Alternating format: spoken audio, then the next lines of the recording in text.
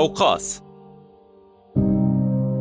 قەوقاس یان قەفقاس ناوچەیەکی جوگرافیە دەکەوێتە نێوان کیشوەری ئاسیا و ئەوروپا کە بەرزترین چیای ئەوروپای گرتوۆتە خۆ کە بریتیە لە چیای ئەلبۆرس.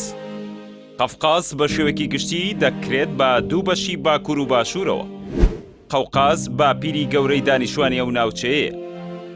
قەوقاس تۆگرما نەوەی سێم کوڕی حەزەتی نوح بووە کە ناوی یافسە. زنجیرە چیای ئەلبۆرس دەکەوێتە ڕۆژهەڵاتی ناوەڕاستی گەورە کە ئەم ناوچەیە بە یەڵی جیاکەرەوەی کیشوەری ئاسیا و ئەوروپا دادەنرێت. بەرزترین لووتکە ئەم زنجیرە چیایە بریتیە لە 5642 مەتر لە ئاسی ڕووی دەریاوە.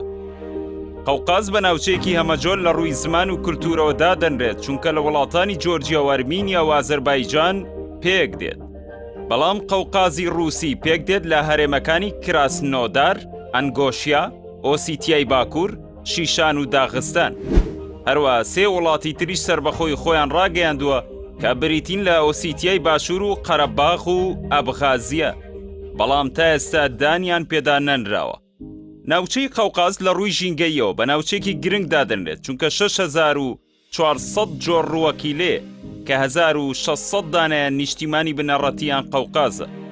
لە ڕووی ئاژەڵی کێوە چەندان جۆری ئاژەڵی ئاسیایی و دەگمەنی تێدا دەژیت وەک پڵنگ و ورچی قاوەی و گورگ و گای کێوی و هەڵۆی ئاڵتونی.